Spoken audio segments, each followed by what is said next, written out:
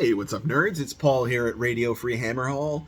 Today, I want to talk about my own hobby and gaming journey with Warhammer. And it's interesting for me because when I started playing Warhammer, I I never anticipated that I would enjoy painting. Just as one of the things that I didn't think I would care about. And now I love to paint. I paint all the time. I'm in a little bit of a slump at the moment, uh, but I've got a project that I'm building materials for, and I'm excited to get that kicked off. But I digress. Um, and coming from a background of other games, specifically Magic the Gathering, for a long time, um, I thought of the game much more in competitive terms, and I knew that narrative play was a thing, but I never really had any interest in it. And it, I think the big driving factor was I never really cared about the story or the background information of an army or a character or anything like that. And I certainly wasn't the kind of person that is going to name my characters and write a backstory for them. Like, it just wasn't for me, right? And so things progress. We're a few years in to Age of Sigmar. I've started to enjoy painting, and I start going to tournaments. My first grand tournament was Du Bois, I believe, in 2017, and I had a great time and met a lot of cool people, bunch of people that I am still friends with to this day, and will probably be friends with until after I'm no longer playing Warhammer, to be honest. Um, and from there, I went to more and more tournaments, and what I started to notice was that I started to have less and less fun at these events. And they were still fun. They were still great things to go to. But, I was, when I first started into playing in GTs, it was like you could bring your middling army with the list that you like and do okay. And now it's starting, for me at least, in the area that I'm in the Northeast, that if you go to a GT and you are not a really good player and or running like the hot meta lists of the moment, you're just going to get your teeth kicked down your throat. And that's not fun. That's not what I got into this for. And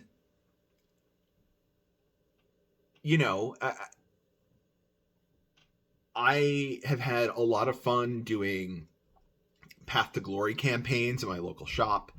Um, you know, kind of getting into, a little bit of story. Like, I really latched onto Nurgle and read a bunch of the lore on Nurgle and, listened to everything that I could find online. Uh, Shout out to 2 Plus Tough especially, and Grimdark Live for having great series on Nurgle. And I started to actually care about the lore. And not so much as ooh, I care about this sequence of events. It's more like it just colors the army differently. It puts your army in a time and place. And I'm still not to the point where I'm naming my characters. Although I do have one character that has a name, and he is now retired. He was my free guild general on Warhorse. And he earned the title General Disappointment because he would fail his charges.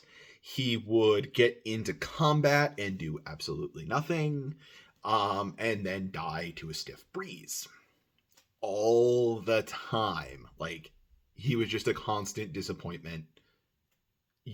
I just put him in the backfield and never did anything with him, except, use his command ability and stuff like that. So I think that's kind of where I'm at. Like, I feel like for developing characters in my army, like, it needs to come out of my gameplay with the army. It's not like I'm going to build this army and before I ever put it on the tabletop, this generic hero is going to get a name. Like, he needs to earn his name. And it's crazy that I'm even thinking in those terms now. And then over all this time, I had heard about the Holy events, Holy Wars and Holy Havoc. Heard they were fantastic events, saw that the tables were insane and all kinds of special rules, and it was a narrative event, and it was this whole different thing, and I wanted to go to it for a long time. And then finally this year, I was able to get to Holy Havoc, and it was like, my brain just exploded. I walked away from that event basically saying, this is how I want Warhammer to be all the time. Like, I had more fun that weekend playing Warhammer than pretty much I have ever had. And like, that's really saying something there. And it's, huge credit to Steve Herner, like, for organizing and making that event happen. Also big credit to the community there, like the players that come to the event that are a whole bunch of really awesome people. Like, nobody was acting crazy. Nobody was being stupid.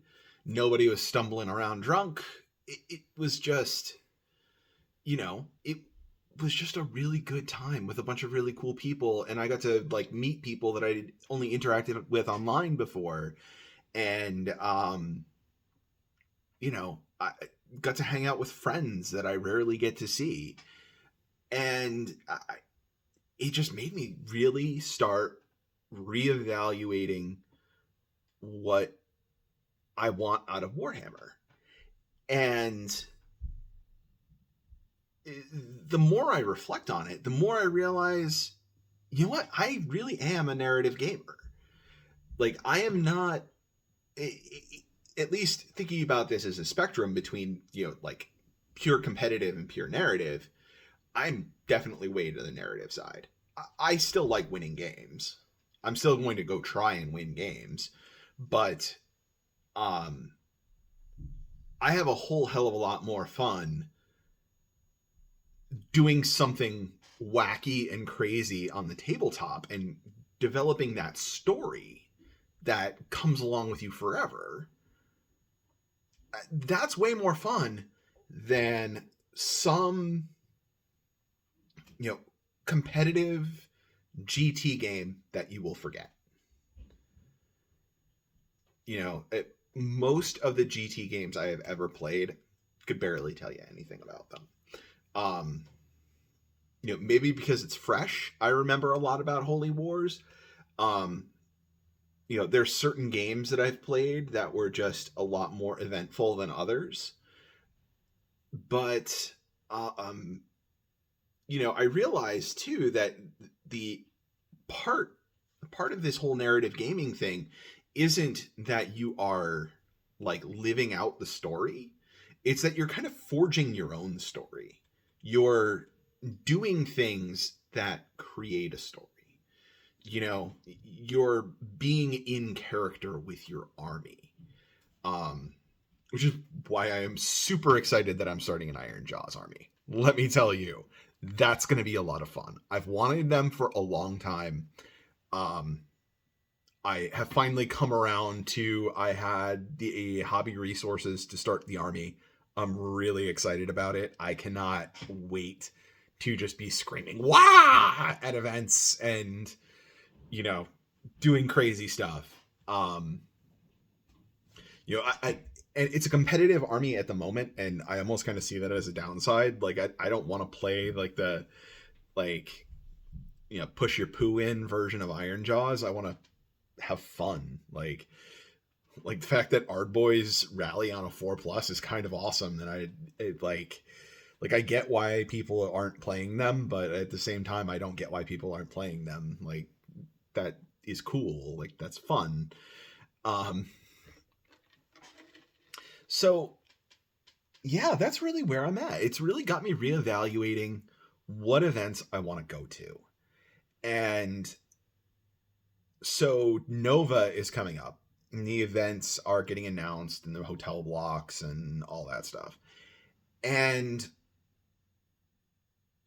I really kind of said to myself, like, I've been to Nova before. And this is in no way a criticism to anybody involved with organizing the AOS GT at Nova. Chuck is a fantastic human being. Love the guy, great friend. Martin Orlando was helping him out in the past. I don't know if he's helping him out again this year, but again, awesome dude, great friend. Love those guys. The event itself is very like just cut and dry. Like the pack basically reads the same as every other GT pack you'll ever see. And the question becomes like, do I want to spend this money and drive this distance down to DC to play in this event that feels like a very vanilla event? But over there at the same convention, they're having a 4-day narrative event where, there's like stuff going on in between rounds, and it basically has like a DM that's managing the game, and you're forging a narrative over a series of days of games. That just sounds way more fun to me. Like outrageously more fun. Like do I want to go play with models that I like, an army that I like, and kind of almost like play D&D Warhammer where we're just kind of having fun and everybody's a bit more relaxed? Or do I want to go get like bludgeoned by people gunning for the podium at a GT? I just the choice is just not there to me. So I think my event schedule now, I think, is probably going to be the Holy events and the Nova narrative every year. Obviously, I haven't done the Nova narrative yet to see how good it actually is, but like finding like those multi-day narrative events, I think is going to be like the next thing really on my radar, because the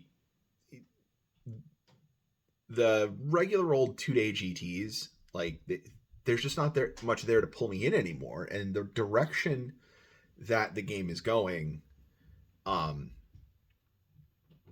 there's a lot more data out there now about what armies are doing well, what lists are doing well, what's overpowered, and a lot of those things are overpowered even in the hands of lower quality players. It sounds kind of shitty to say it that way. Less experienced players, I don't know. Like, you don't have to be a top tier player to pilot those to like a 3-2 or 4-1. And I'm not a meta chaser. I like to just play what I like to play. And so like I'm going to walk into that event knowing that like if I go 3-2, I had a good day. So like, is that even fun? Like it's just not my idea of fun anymore. So I I really think I have transformed into a narrative gamer.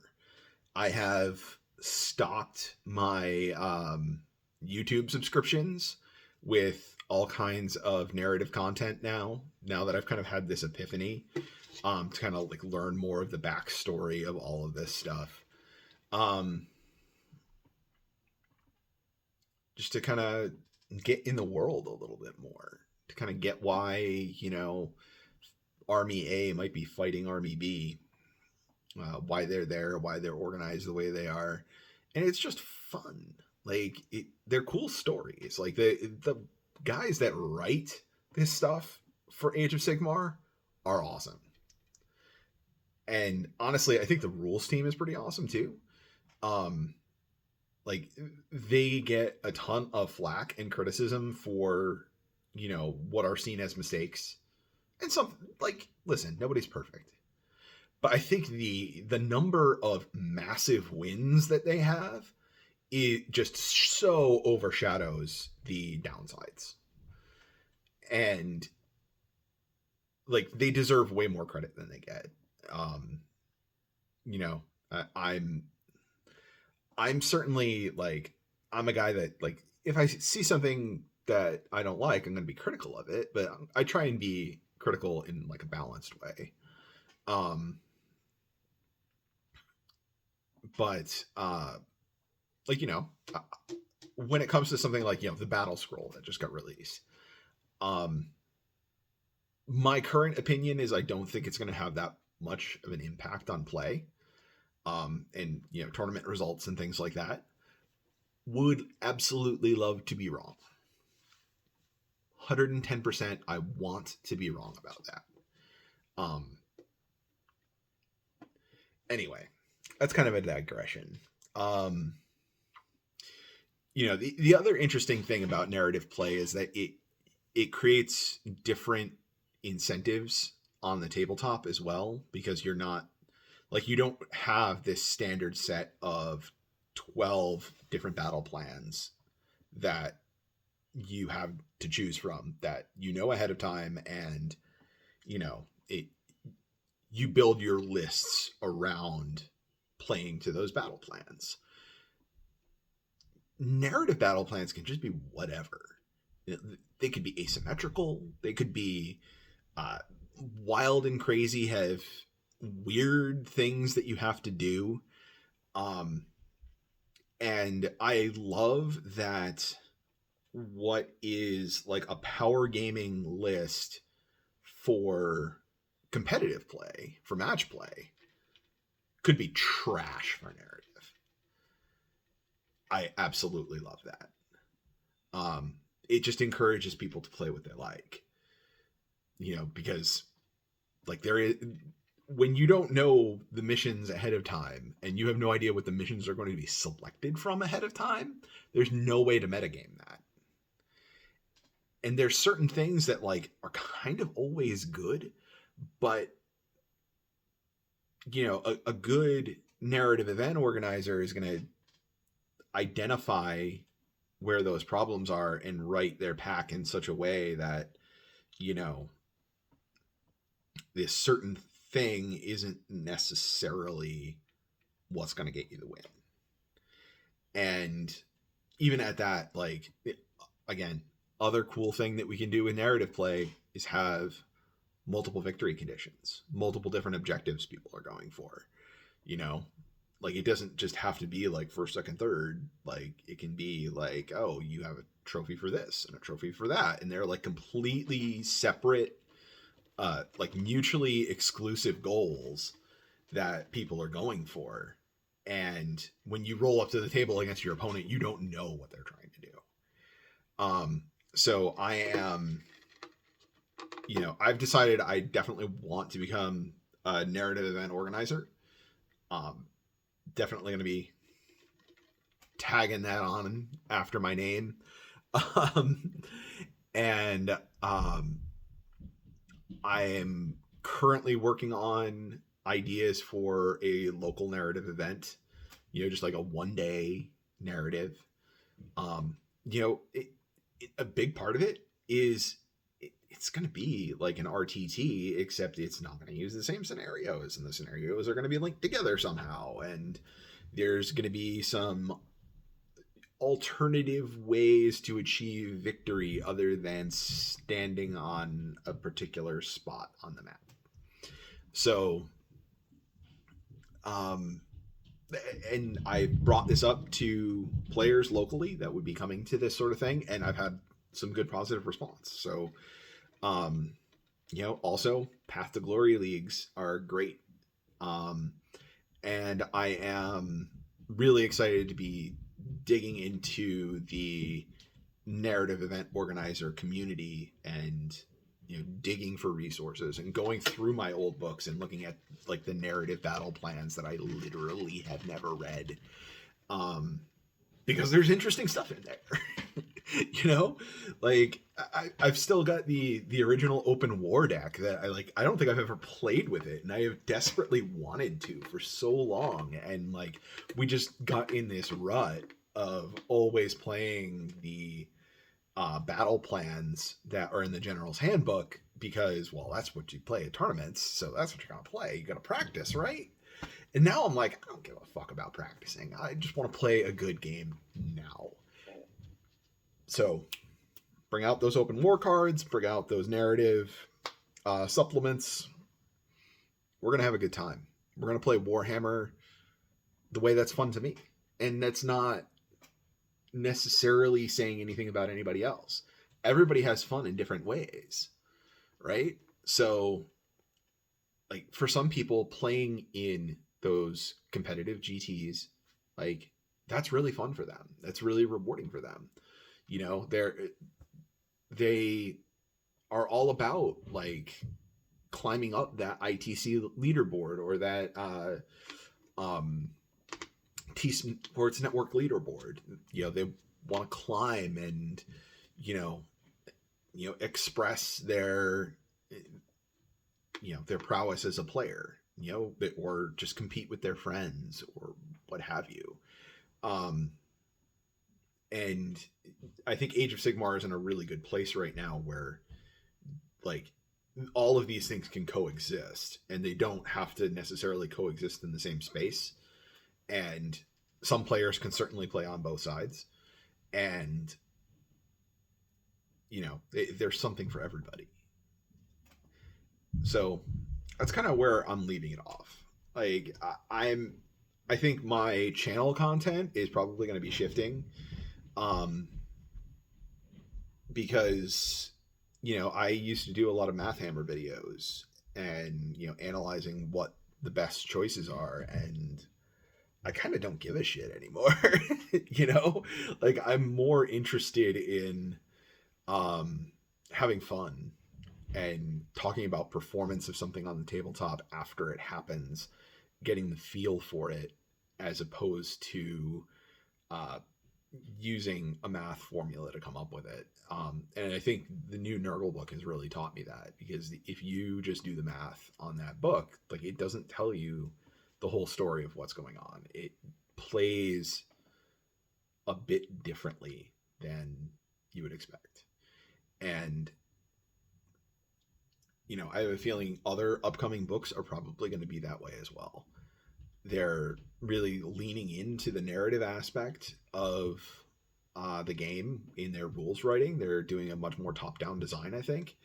And that's, I think, a great thing to do.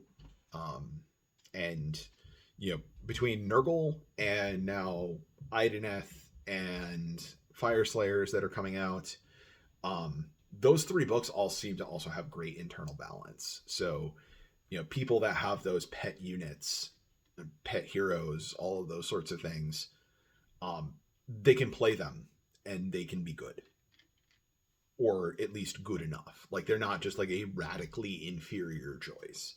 Like they have a function, they do a thing, and it's a matter of like, okay, I like this thing, I just have to use it in the way it's intended to be used. Yeah. So I think that's it for now, guys. Look out for, of course, more content in the future. I've been in kind of like a rut lately of like doing YouTube videos, and it's a fun thing to do. It's a fun thing to talk about, and I think this kind of transition that's been going on in my head has kind of been keeping me a little bit standoffish about doing videos. Um it's really funny. Like the other day I made that video on the different rating systems, which first of all, I had some serious blowback. I also had a really shitty clickbaity title and thumbnail that I should not have done, and like definitely got a whole bunch of people mad at me. And that wasn't the intent. And then upon reflecting on it further, I realized I also don't give a shit. I don't care what my ITC rating is. Like, I don't care what my TSN rating is. Like, if we get an ELO system, I don't care what my ELO rating is. Like, it's not something that I'm aspiring to. So, like, it was weird that I was putting this strong opinion out there about a thing that, like, doesn't affect me. like I'm reflecting on it now, and I'm like, why did I even do that? And then cause all this controversy on Twitter and piss people off. But I did have a really great conversation with Ziggy afterward on Twitter, who is one of the main guys that does the TSN stats and their ranking system, and got a lot of insight into what they do, why they do it, how it's different. And like, I get where they're coming from. It's not for me, but it's serving their purpose well. And everybody is welcome to do a thing and be interested in different things. I'm not going to stop you from doing that, but I don't have to like it. It's not for me. Anyway, this is just kind of turning into a weird ramble at this point. I'm going to be done. I'm going to hit the stop button on this before I say something really fucking stupid. And I will talk to all of you later.